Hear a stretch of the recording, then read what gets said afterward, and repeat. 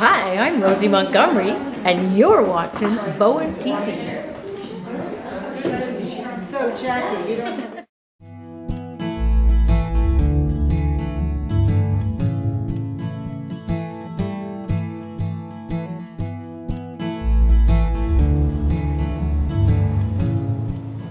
Hi, welcome to another episode of One Day Bowen on Bowen TV.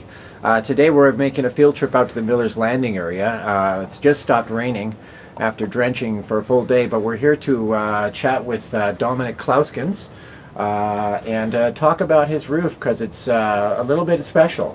What's different about your roof? Or everybody's got one. What's the big deal with yours? We are collecting our rainwater, and we are drinking it.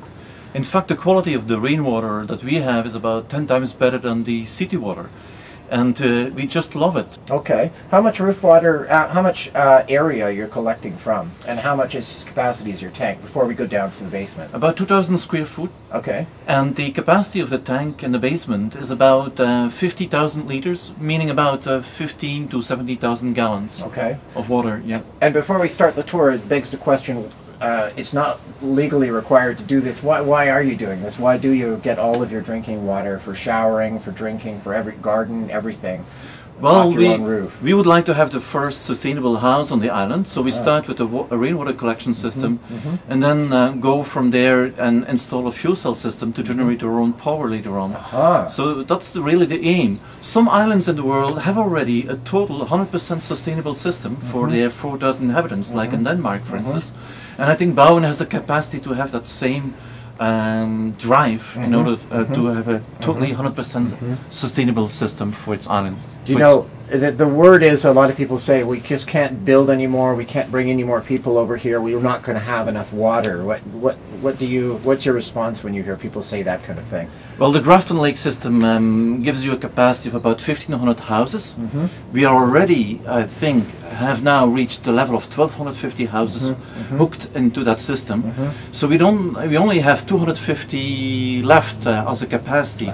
And with the additions that are coming up in every part of the island, this could be a problem maybe in the future. Right. So we're going to look at a system today that's pretty much unique on the island. Do you know if there's anybody else that's doing this? There are some systems on the island, but ours is probably the only system where people can drink the water without any problem. Yeah. But I would say there is another big advantage on the islands in the world where they have those systems. The municipality is saving 15% of its budget because they don't need to invest in a water system for the whole island. Right. And this is the case in a lot of islands worldwide. So I just wanted to push that advantage as well forward. Yeah. Great. Well, let's go on downstairs and follow the pipes and see where they end us up. So Dominic, this looks like the first stop for the water on its way down to the basement where the cistern is. Tell us what we're looking at here. Here you're looking at the two first filtrations of the water, and it's really to get rid of the needles and bigger particles that are coming up. Some pine needles in there on the top one, and then there's another screen. And there is another screen down on the down part there. And it gets rid of your needles and the bigger particles. Okay, great. So you have to go around and empty those yourself every so often? Yeah, well, you scrape that. Oh, you just grab it like that. Like this, you know. That doesn't seem like too much hassle? No, Okay. I don't think so. Great, okay. Let's keep going then, see what's next. You must have some conservation measures inside, like, low flow faucets and everything. No, we don't. We don't. So you take showers that go on forever. You don't even worry about it. No, because you've got so much down here. And that's right. Constantly coming down. Well, the water is free over here. Well, if you collect it at least. Yeah, exactly. Let's go have a look inside. Thank you. All right.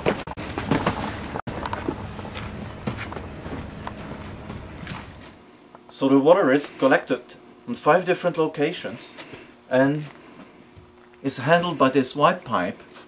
The first 200 liters of water are flushed away, and when the pressure is big enough, this is closed off by a plastic ball inside the pipe, and the water can go directly into the cistern that you see over here. And that's what this concrete wall is here. This is a gigantic concrete tank. Is that what we're looking at? I mean, it's not much to see.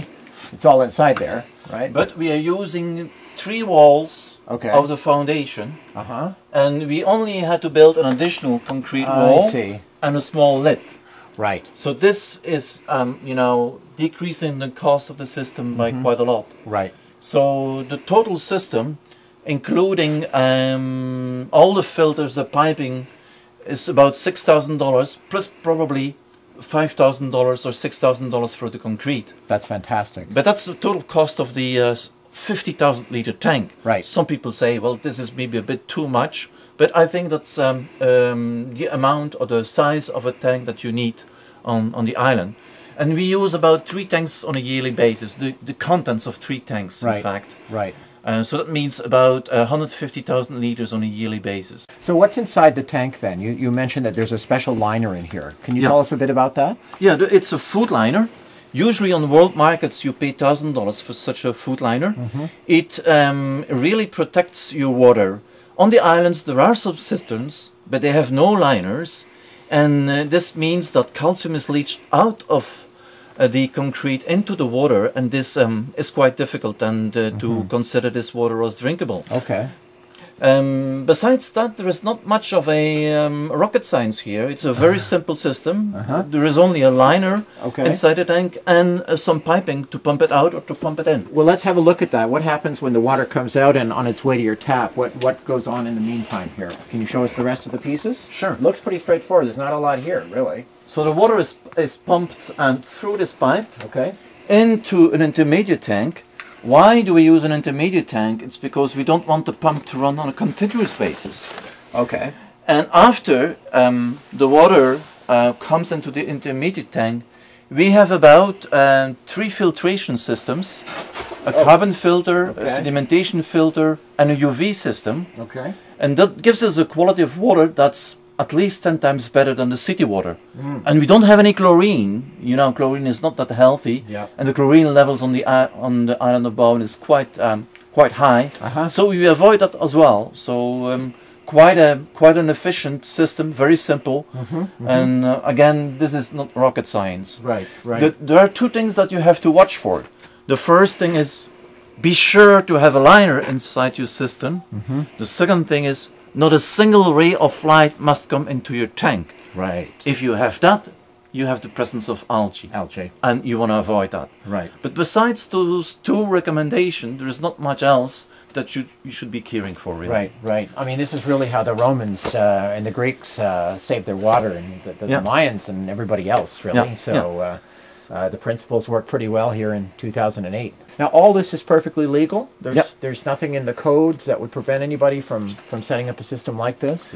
No, well, I have a very funny story to tell you. When we built this house, there is a consultant working for the municipality that came over, and they told us, well, maybe you could use that water for your toilets. And when they did the chemical analysis and they compared that with the analysis of the city water, they told me very bluntly, well, you should use the city water for your toilets. Drink your water. Right on. Wow. Wonderful. Okay. Well, Dominique, it's a pretty impressive system you've got here. I'm really blown away, but I want to see what the final result looks like. So how about a taste test? Yes, I think that's a good idea. Good idea. Let's drink to it. Let's have a drink, huh? Okay. There we go. Here we go.